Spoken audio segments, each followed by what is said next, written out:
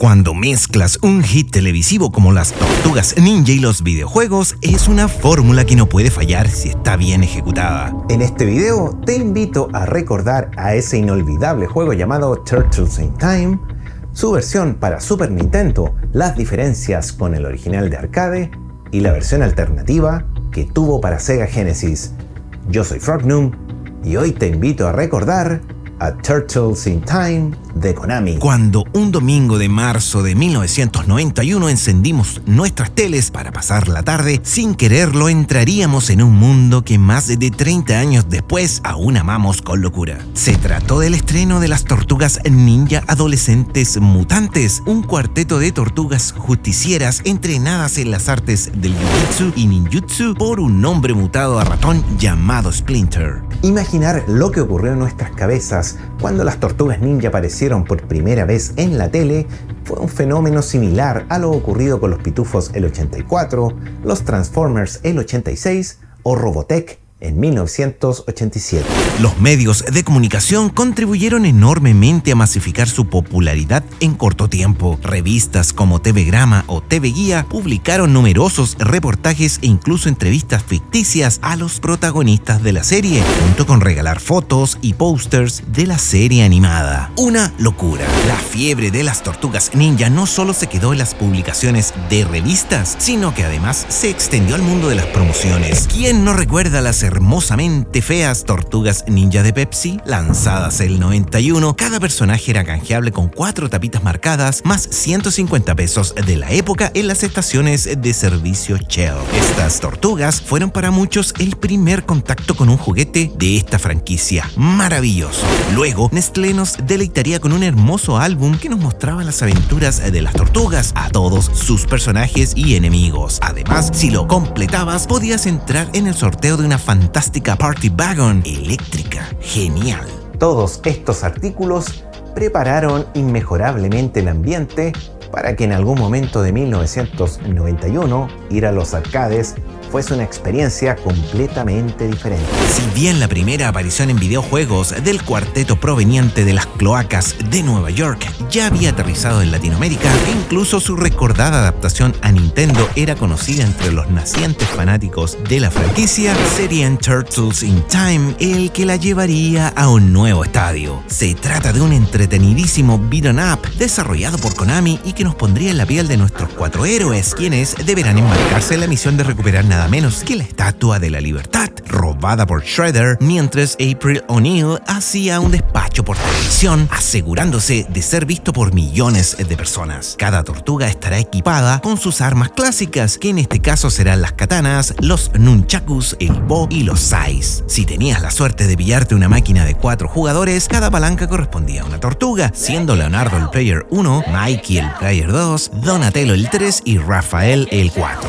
Leonardo, Miguel Ángel, Donatello y Rafael saltarán entonces al primer escenario de la aventura, la Gran Manzana. Como buen juego de peleas contra el barrio, al ir avanzando por un edificio en construcción en Nueva York, enfrentaremos a numerosos miembros del clan de pie, equipados con distintas armas que nos irán dando varios dolores de cabeza. En nuestro camino deberemos esquivar bolas de acero gigantes e incluso deberemos esquivar los rayos del mismísimo Krang. Hacia el final de cada nivel tendremos un enfrentamiento con un jefe. En el caso de la Gran Manzana, será nada menos que Baxter Stockman, el científico convertido en mosca que nos atacará con una Uzi y otras armas mientras vuela para hacernos daño. Una vez derrotados, seguiremos nuestra aventura por los callejones de la ciudad, donde el jefe final en esta sección será nada menos que la creación cibernética de Donatello, Metalhead. Tras derrotarlo y celebrar con un merecido Kawabunga, nos vamos a uno de los primeros niveles que suma un nuevo elemento para darle vertiginosidad al juego: Sewer Surfing en las alcantarillas de Nueva York. Este nivel suma un elemento que será una excelente adición para este tipo de juegos: el desplazamiento horizontal automático sin posibilidad de detenerlo. Esto nos obligará a estar atentos a los enemigos que emerjan de la parte derecha de la pantalla y a los pinchos que nos harán saltar en un pie. Algunos niveles de este tipo las vimos en Cadillac y Dinosaurios, cuando a bordo de un flamante convertible debíamos arrasar con todo a nuestro paso mientras íbamos a gran velocidad. Al final del camino nos enfrentaremos a un Pizza Monster que sorpresivamente nos ataca desde el fondo del agua. Una vez que lo hemos derrotado, aparecerá una imagen de Shredder, quien nos hará viajar nada menos que a 250 millones de años antes de Cristo, ya en la prehistoria y en medio de volcanes en erupción, cavernas y estalactitas. Los soldados del Clan del Pie junto a sus robots nos harán la ruta algo más compleja. Hacia el final de este nivel, el hombre de cemento o Blob Monster nos esperará listo para la batalla. Como dato, este personaje fue creado por Baxter Stockman en el capítulo La maldición del ojo maldito del 87, donde es creado a partir de una pancarta tras usar el ojo de Sarnath asido al casco de Shredder. Pero tras derrotar a este enemigo, muy similar a Clayface de Batman, los pasajes serán hacia 1530, época dorada de corsarios y piratas. A bordo de un barco continuaremos nuestra ruta entre soldados, robots y todo tipo de trampas hacia los jefes finales del nivel. Toca una tortuga caimán gigante y Razar, un lobo mutante. Tras una intensa batalla que idealmente debe ser ganada entre dos jugadores, llegaremos a 1885, donde a bordo en un tren en el lejano oeste seguiremos nuestra batalla contra las huestes de Shredder. El jefe final en esta ocasión será un cocodrilo con tintes de boxeador llamado Leatherhead o cabeza de cuero, a quien deberemos propinarle severos golpes para debilitarlo y finalmente conseguir nuestros tickets a otra era, esta vez en el futuro. Acá nos situaremos en el año 2020, bueno, ya pasaron 5 años desde eso, en uno de los dos niveles que nos presenta una diferencia a los habituales. Esta vez, en lugar de surfear por las alcantarillas de Nueva York, lo haremos sobre una tabla flotante en un entorno lleno de luces y neones. Tras luchar contra los enemigos habituales, llegaremos al enfrentamiento con Super Crank, quien armado con unas alas estilo Mazinger Z, flotará al igual que nosotros en un combate que incluirá golpes en el pecho, patadas deslizantes y por supuesto golpes de nuestros héroes. Tras derrotarlo, iremos donde ninguna tortuga estuvo antes, es decir, al año 2100, en lo que parece ser una base espacial. Junto a los enemigos de rigor, veremos una atractiva ciudad espacial de fondo, mientras lidiamos con Foot Soldiers, guardianes de piedra y Mousers. Hacia el final, veremos en una gran pantalla el rostro amenazante de Shredder, quien actuará de telón de fondo para nuestra segunda batalla con Crank, esta vez en una especie de plato volador. Al derrotar al cerebro con patas, abriremos un portal de tiempo que nos retornará a 1991, lugar donde nos veremos cara a cara con el mismísimo Destructor y con la Estatua de la Libertad como testigo de esta épica batalla. Con un sprite de gran tamaño, Shredder se nos presentará portando una espada, la que usará para hacernos daño. También podrá lanzarnos bolas de poder con las manos y bocanadas de fuego, las que deberemos esquivar a tiempo para poder sobrevivir. Bueno, y tras darle su merecido y caer por la baranda hacia el vacío, lograremos completar esta entretenida aventura en aproximadamente 30 minutos. Tal como en su inicio, será la propia April O'Neil la que despachará en vivo la reposición del icónico monumento estadounidense. ¡Felicitaciones! Has terminado Turtles in Time de Konami. Bueno, un año más tarde fue lanzada la conversión que elevó este juego al estatus de culto y quizás una de las cuales permitió que muchos conocieran por primera vez a este gran juego. Me refiero a la de Super Nintendo. Si bien la consola de 16 bits fue lanzada en 1991, no fue sino hasta 1993 que la veríamos en las tiendas de Chile, aplazando el encuentro en nuestras casas con este verdadero clásico de los arcades. Ya disponible en tiendas y videoclubs, era solo cuestión de tiempo que tuviéramos la oportunidad de jugarlo y notar algunas pequeñas diferencias que pasaremos a revisar a continuación. Lo primero que salta a la vista es su título, mientras que en las maquinitas sería la continuación de The Arcade Game del 89, el Super Nintendo sería numerado como 4, vale decir, respetando a sus 3 predecesores para la Nintendo, el de 1989, The Arcade Game de 1990 y el Teenage Mutant Ninja Turtles 3 de Manhattan Project de 1991. Debemos señalar que todos los juegos lanzados hasta este punto están basados en el arte correspondiente a la serie animada del 87, que como te conté en un inicio, recién tuvimos acá en Chile en 1991.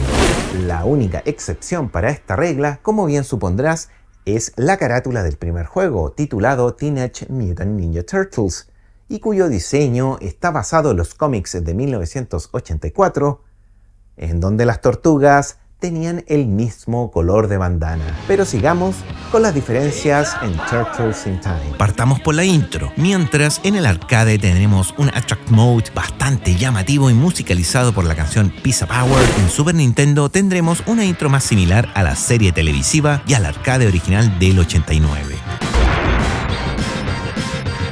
Si has jugado ambas versiones, de seguro habrás notado que las colisiones en el arcade parecieran ser menos precisas, como con la intención de forzar un error de nuestra parte para hacernos gastar más dinero. La versión de 16 bits pareciese tener controles y zonas de impacto más precisas. Y hablando de controles, de seguro disfrutaste mucho lanzando algunos Foot Soldiers a la pantalla o a la máquina de Shredder. Déjame decirte que este movimiento es totalmente intencionado en la versión casera, siendo aleatorio en la versión de tragamonedas. Este movimiento era imprescindible para finalizar el nivel Technodrome Let's Kick Shell, por lo que definitivamente debe ser controlado a placer. Lo curioso es que esta cuarta etapa es exclusiva para Super Nintendo y donde las tortugas iniciarán su viaje al pasado luego de derrotar a Destructor en su máquina robot. Si bien los niveles se asemejan bastante entre ambas versiones, existen dos que, siendo regulares en las maquinitas, en su versión casera solo son de bonus. Me refiero a Sewer Surfing y Neon Knight Riders. Este último hará gala del famoso modo 7 de la Super Nintendo, otorgándole procesamiento pseudo 3D a los gráficos, que para acrecentar su efecto se cambió de una perspectiva lateral a una de espalda al jugador. Sí, sé que hay más diferencias, como el tamaño de los sprites, el número máximo de enemigos en pantalla, la entrada o salida de los jefes de cada etapa o el marcador de vida que estos tenían.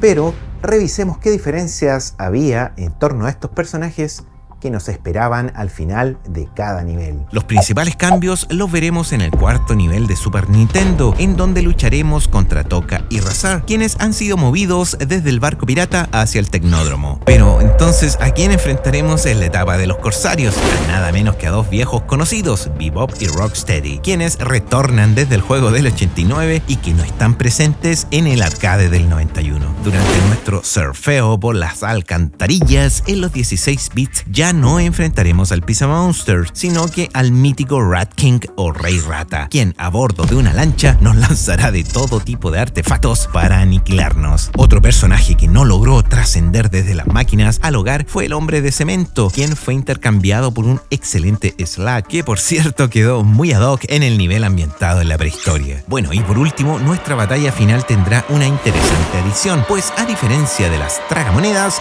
no enfrentaremos a Shredder, sino a Super Shredder, una versión mejorada del portento villano del casco puntiagudo. Acá, además de levitar y lanzarnos bolas de fuego, podrá eyectar poderosos rayos de frío o calor que nos congelarán o tostarán respectivamente. Finalmente, quiero detenerme en dos características que creo fueron otro gran aporte a la versión de Super Nintendo y otra que fue un retroceso. La primera es la adición del modo contrarreloj y versus, que nos permiten probar nuestra destreza eliminando enemigos antes de que el tiempo se acabe y de echarnos unas peleas con nuestros compañeros de equipo muy al estilo de Street Fighter. Quizás de aquí surgió la idea del Tournament Fighters del 93. La segunda es la posibilidad de elegir entre un sprite con los colores de la animación o con los colores del cómic, en donde cada tortuga tiene un tono de verde diferente y lo hace mucho más atractivo visualmente. Todo un acierto. Y como punto negativo estaría la imposibilidad de poder jugar con 4 jugadores simultáneos, lo que le resta bastante a un juego que en su génesis está pensado para mostrarnos a las 4 tortugas en pantalla.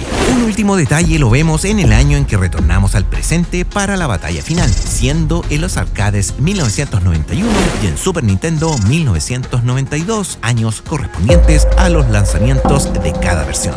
Es muy interesante que a tan solo un año del lanzamiento del original, la versión casera de Turtles in Time supo tener ajustes precisos que hizo que para muchos esta sea la mejor conversión de este juego. Pero, ¿es la única versión que existe de este juego? Es sabido que Konami no lanzó un port directo de Turtles in Time para Sega Genesis, pero a modo de compensarlo lanzó el interesantísimo Hyperstone Haste, cuyas mecánicas son básicamente las mismas que el original de arcade. Gráficamente estamos ante un gemelo de la versión de Super Nintendo, con las particularidades propias de un Sega Genesis. Sin embargo, pese a que la trama ocurre en torno al robo de la Estatua de la Libertad, Acá no veremos los viajes en el tiempo, por lo que los escenarios relativos a ello fueron reemplazados por cloacas o escenas que nos muestran, por ejemplo, la guarida de Destructor. Lo interesante en Hyperstone Haste es que comparte varios jefes con Turtles in Time, a excepción de Slash, el hombre de cemento, Tokka y Razar, Rat King, Bebop y la versión de Krang en platillo volador. Además, en lugar de enfrentarnos a Stockman en forma de mosca, lo haremos en su apariencia humana, dentro de una nave que nos lanzará robots Mousers constantemente. En tanto, en el nivel 3 enfrentaremos a Tetsu, ausente en los arcades y en Super Nintendo. El final de esta travesía nos llevará igualmente frente a Super Shredder, cuya capacidad de hacernos daño se verá inalterada en esta versión. La única diferencia será que en lugar de enfrentarnos en torno a la Estatua de la Libertad, lo haremos frente a un engendro mecánico. La última etapa, llamada Technodrome de Final Shell Shock, al igual que en sus hermanos, será una mixtura entre el nivel 4 y el último de Super Nintendo, adicionando a un infaltable de los beat'em up, un ascensor. Pero ¿sabías que aparte de esta versión, existió una lanzada en 2009 por Ubisoft, de la cual muy pocos conocen de su existencia? Así es, desarrollado en un ambiente 3D, nuestros amigos podrán moverse en planos con profundidad, acentuando las posibilidades de un título que esta vez se apellidó como Reshelled. Respetando todos los niveles del arcade del 91, fue una excelente opción para acercar a los jugadores de PlayStation 3 y Xbox 360 a este clásico, mientras duró. Sí, porque tras caducar la licencia de Ubisoft, el juego fue retirado de las respectivas tiendas online en junio de 2011, estando disponible solo 2 años.